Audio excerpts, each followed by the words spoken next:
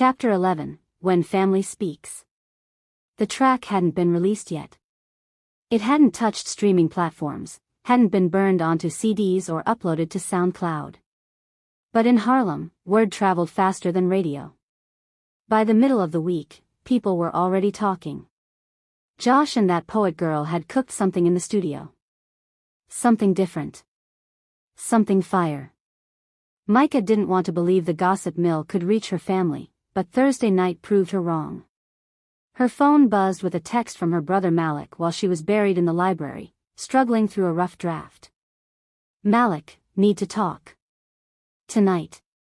Don't duck me." She groaned, shoving her pen into her notebook.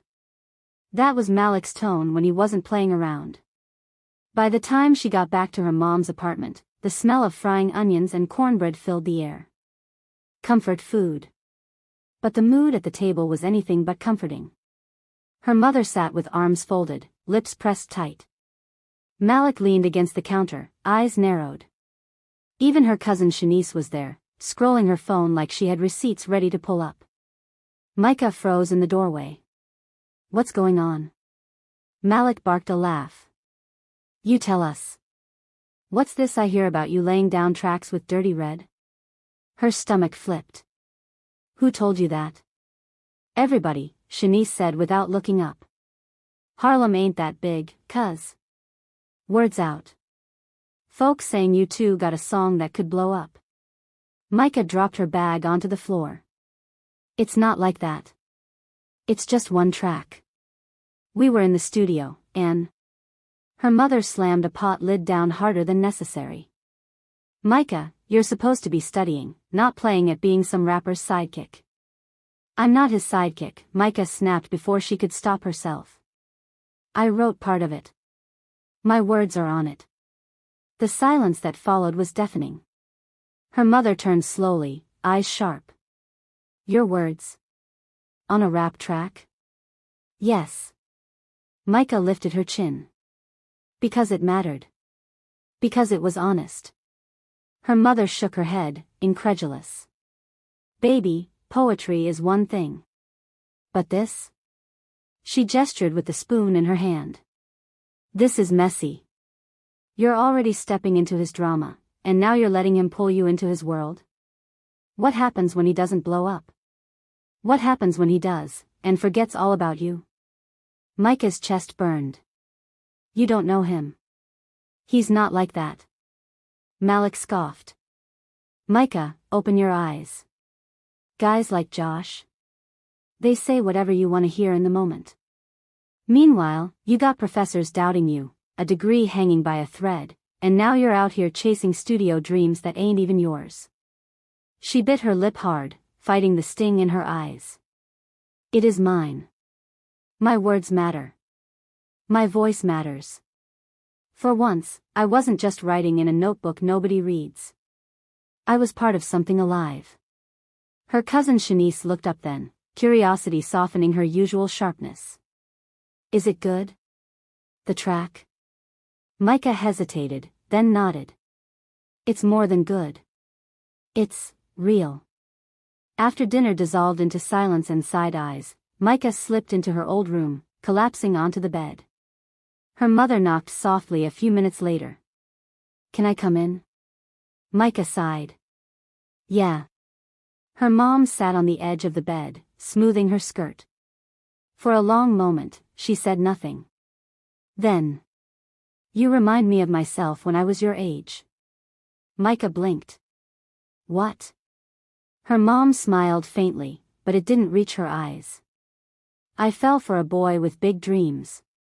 Swore he was different. Swore he'd build something with me. But you know what he built? Distance.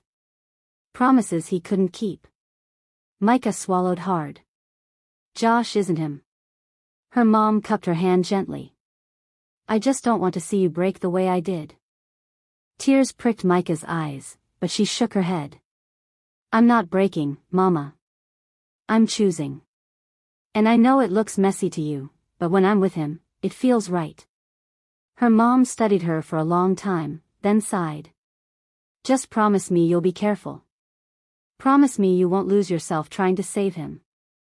Micah squeezed her hand. I promise. Back on campus that weekend, Micah vented to Tasha while they sprawled across the dorm floor, books and snacks everywhere. They think I'm losing myself, Micah muttered, flipping through her notes without focus. Like I'm just some girl falling for a stage name. Tasha popped a chip in her mouth. Well, are you? Micah glared. Not you too. Relax, Tasha smirked. I'm just asking.